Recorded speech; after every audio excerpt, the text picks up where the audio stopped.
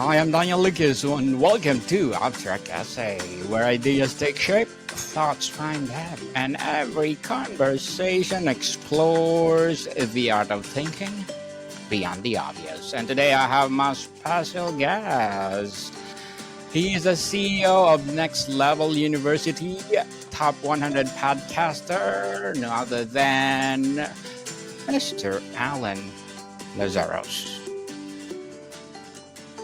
Welcome to Abstract Essay, Mr. Alan, and can you please introduce more about yourself that I missed?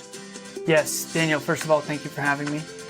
I always start with gratitude because 10 years ago when I first started my personal development company, Alan Lazaros LLC, what you'll never learn in school but desperately need to know, I found personal development 10 years ago and went all in on it. And it was crickets, so thank you for having me. I appreciate it. Yes, and thank you so much for sharing your knowledge and wisdom to the world. How to build the most profitable and impactful business. Can you tell us about that? Okay, how to build the most profitable and impactful business. I have a framework that I take my clients through. So right now I have 24 clients. One of them is 4 times a week. I have a few 3 times a week, 2 times a week, weekly, bi-weekly, monthly. 24 different individuals, all different countries, all different backgrounds. I've been coaching for 10 years, mentoring for 10 years, coaching for 8, which basically means I started getting paid. But they all want to build their own brands and their own businesses in their own right.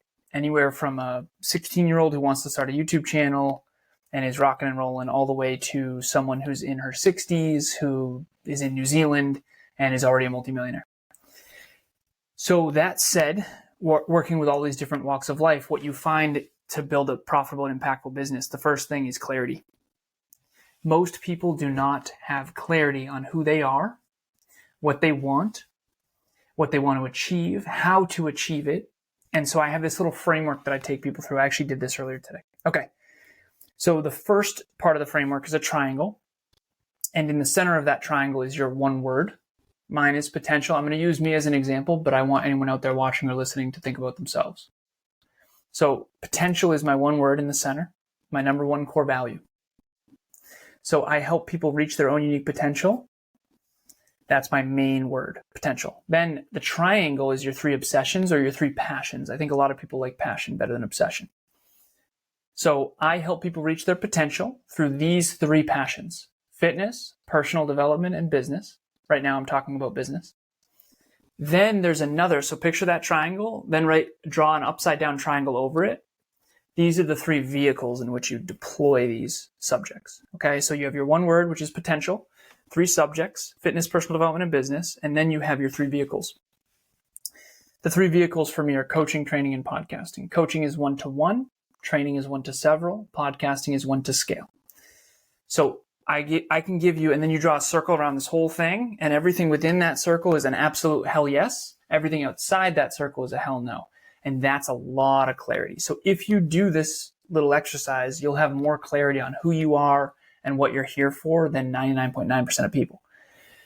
So let me give you my one sentence that sums me up and what I'm trying to achieve in the world, my greatest level of contribution, my greatest potential, all that stuff.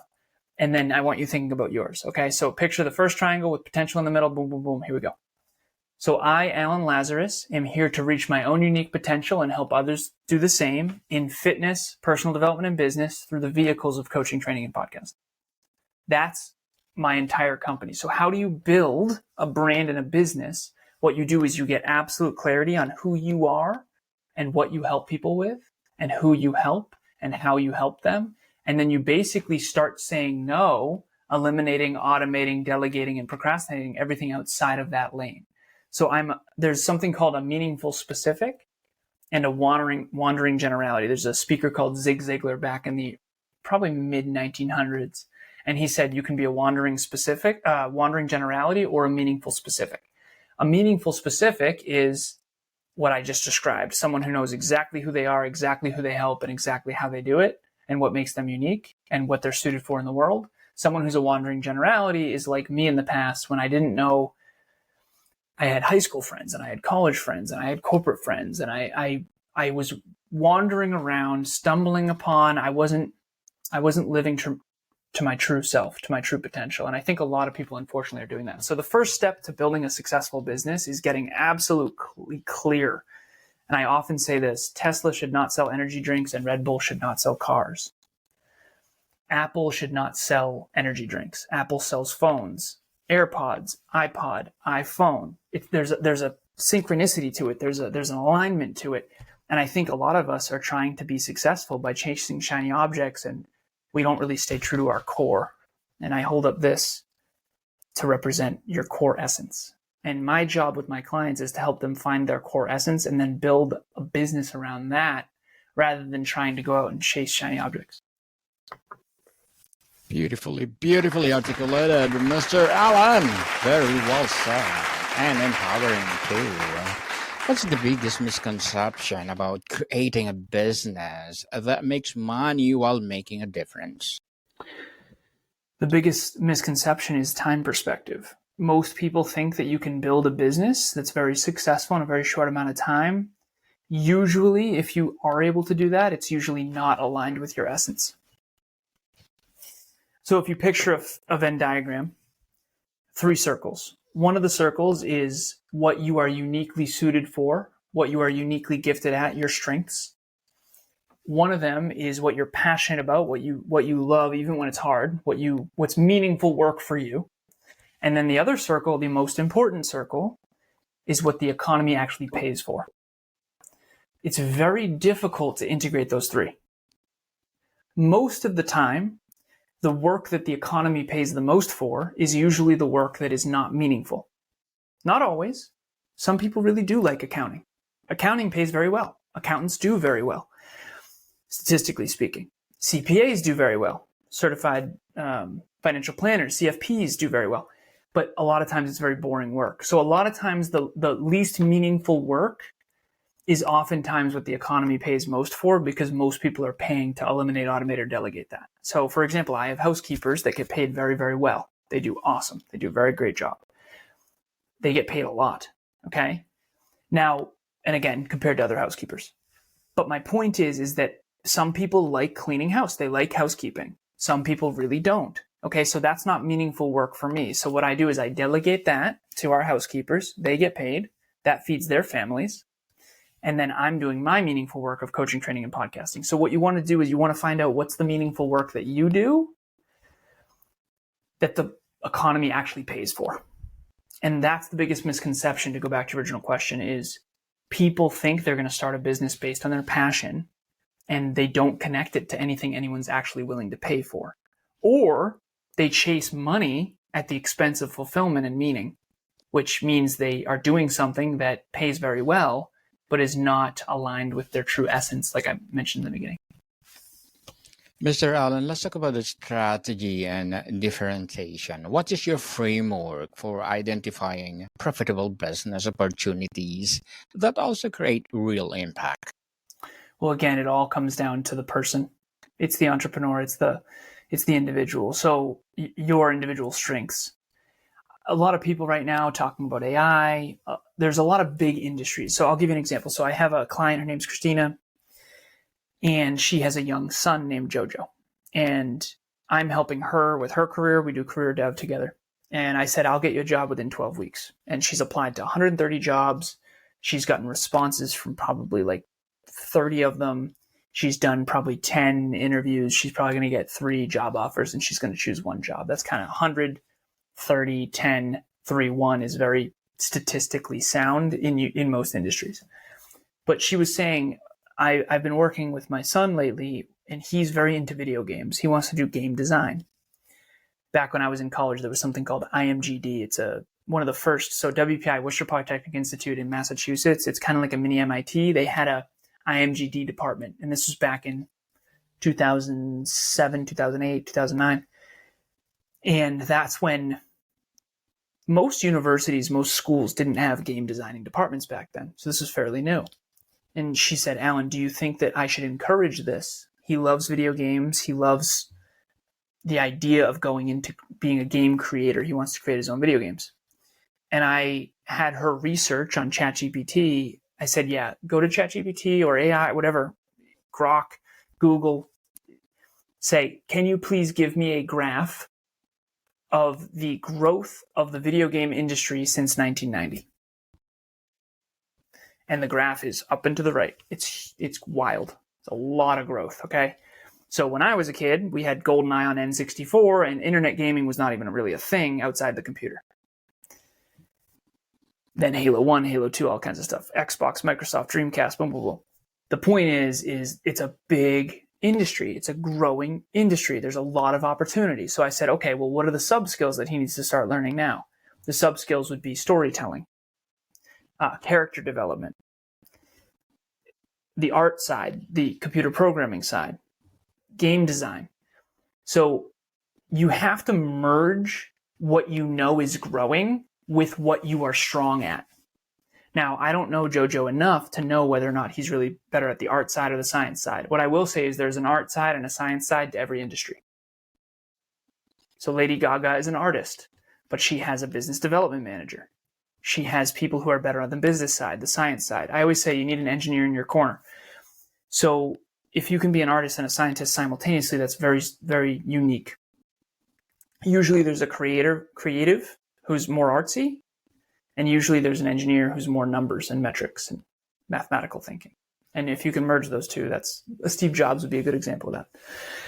So what everyone has to do, and I always say this, I say don't sell horses after the car comes out. Now, obviously, if you love horses and it's a niche market, and yes, people get mad. I'm not trying to say anything against horses. That's not my point. The point that I'm making is you have to make sure the industry that you're in is actually growing and not dying.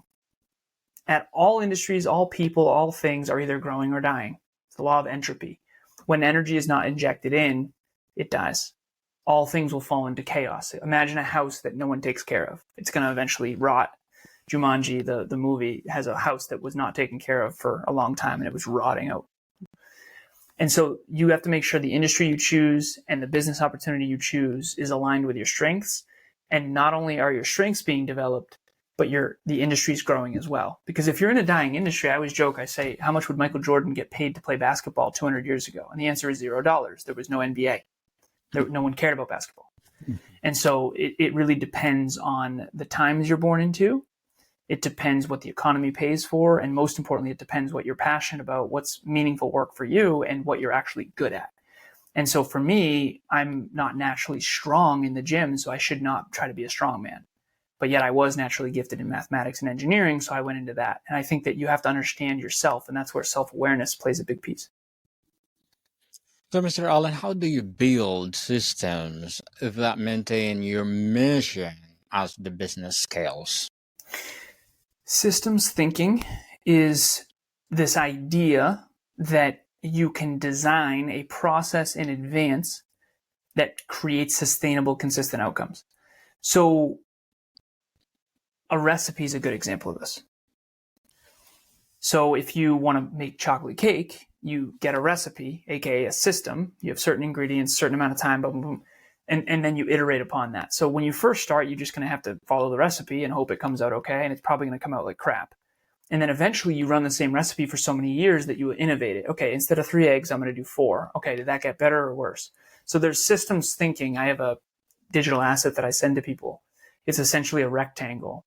In the upper left part of the rectangle, it's inputs. The inputs are what you say, think, do, feel, and believe. You don't have control over the global economy. You don't have control over who's president. You don't have control over where you were born or who your parents are. But you do have full control over what you say, think, do, feel, and believe, assuming you live in a free country. What you say, think, do, feel, and believe are the inputs. Then the outputs are results that you get. So on the upper left is inputs, what you say, think, do, feel, and believe. Then it's outputs, which is the results you get. And then there's a feedback loop.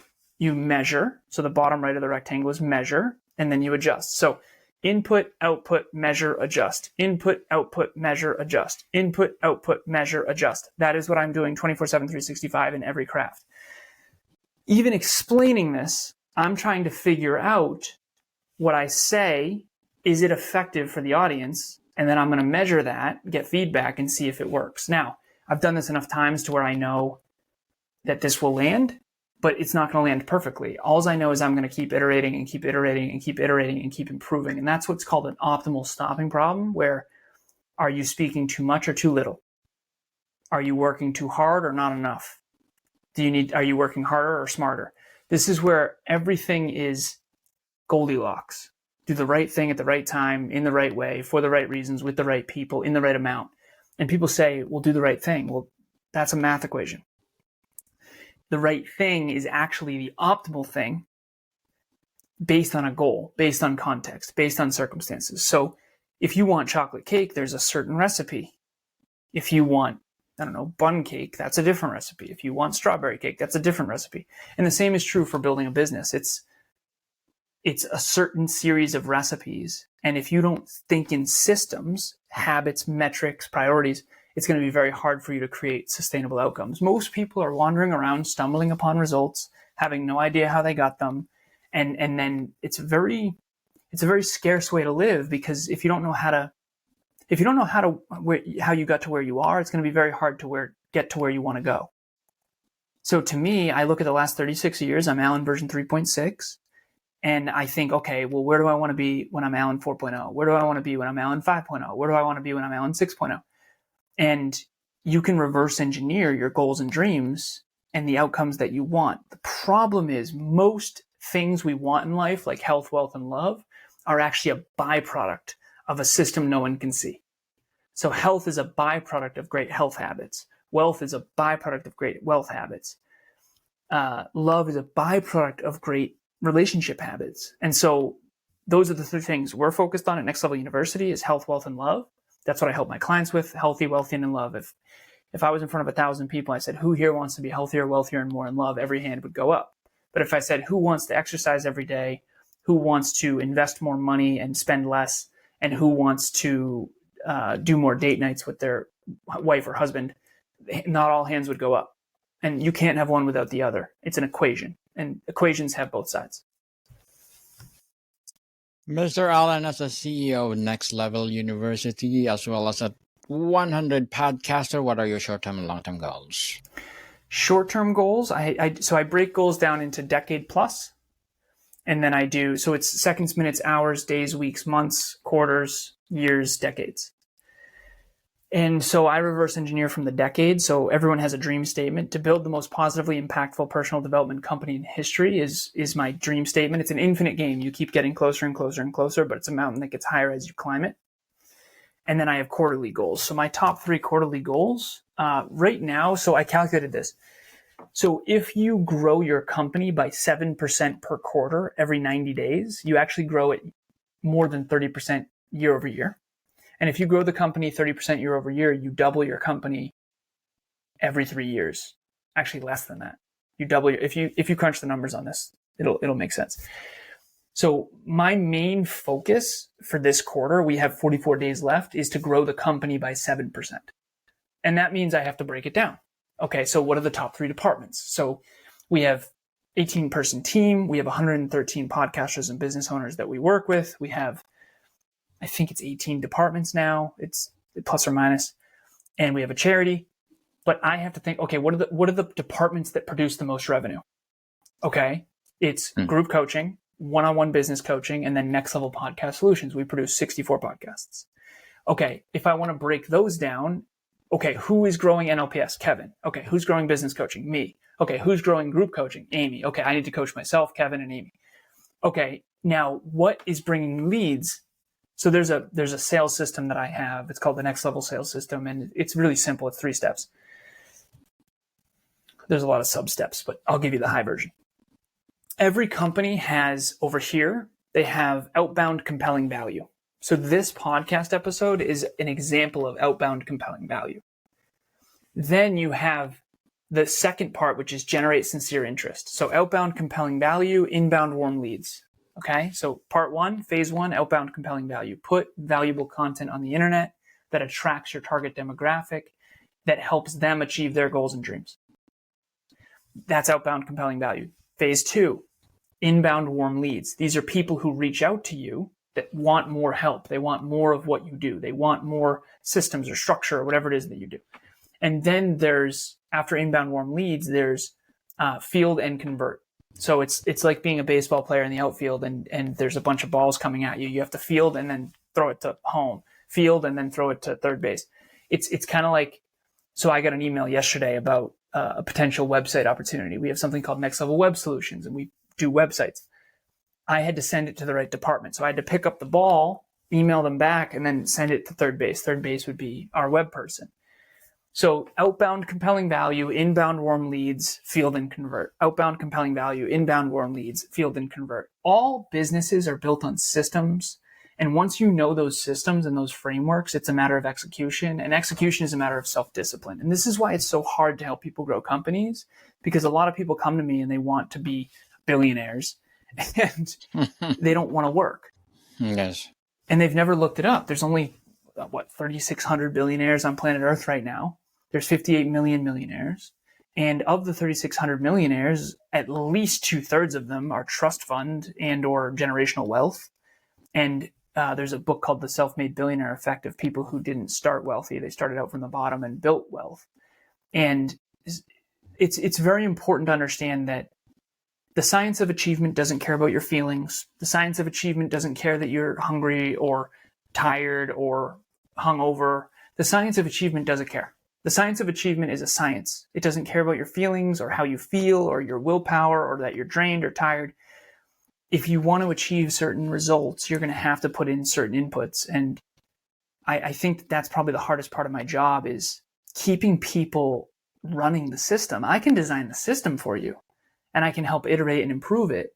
But if you don't run the system, there's nothing we can do. You're never going to get results if you don't run the system.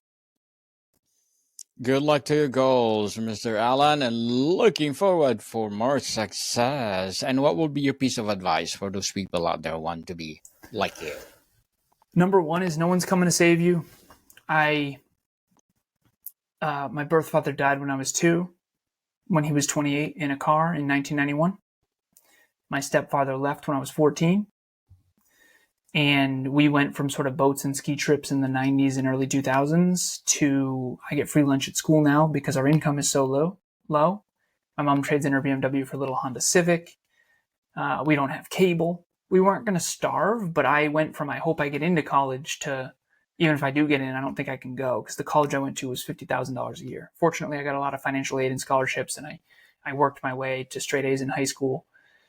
But what I would say is no one's coming to save you. And if it's going to be, it's up to you. And so take responsibility in advance for your own bigger, better, brighter future and stop leaving it in the hands of other people. You can't control a lot of things, I know, but you can control what you say, think, do, feel, and believe. And you can control how you react to what other people say, think, do, feel, and believe. And so if you want to maximize your probability of statistical success in this world, you're going to have to get better every single day. And that is not my opinion. That is a mathematical, scientific fact. So take responsibility right now for your own future, and the whole world will get better as a byproduct. Definitely. And thank you for that advice, Mr. Allen. And to wrap up our discussion for today, looking at the most successful impact businesses, what's one thing they all did right in the first 3 years? They stayed true to the vision, but were adaptable along the way. They stayed true to the vision, but they were adaptable and willing to pivot along the way. So the outcome that they're trying to get to, the vision that they had for the world, for the company, didn't change, but the way they go about achieving it, they were willing to pivot and change and adapt. And I think that that's very powerful. Powerful indeed, Mr. Allen Lazaros, 100 podcaster, top 100 podcaster, as well as the CEO of Next Level University. Thank you so much for sharing your knowledge and wisdom to the world. So can you please invite our listeners to support your business, your advocacy, or whatever projects that you're doing right now? Okay, so if you are out there and you have a sincere desire to reach your full potential in health, wealth, and love, you're going to love me, you're going to love Kev, my business partner, you're going to love the NLU team, you're going to love the NLU community, It's next level for a reason. If you want to reach the next level, you're going to need humility and work ethic and all this good stuff. If you are that person, nextleveluniverse.com, spelled just like it sounds, Next Level University podcast. The website has all kinds of good stuff on it. He's got it up here right now live. And if you want big rewards for minimal effort, we are not for you.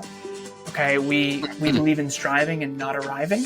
We believe in the next level, not the current one. We believe in trajectory more than current position. So if you care more about trajectory than current position, then time is on your side. And if you are not entitled and willing to work, you're going to love NLU. So please reach out.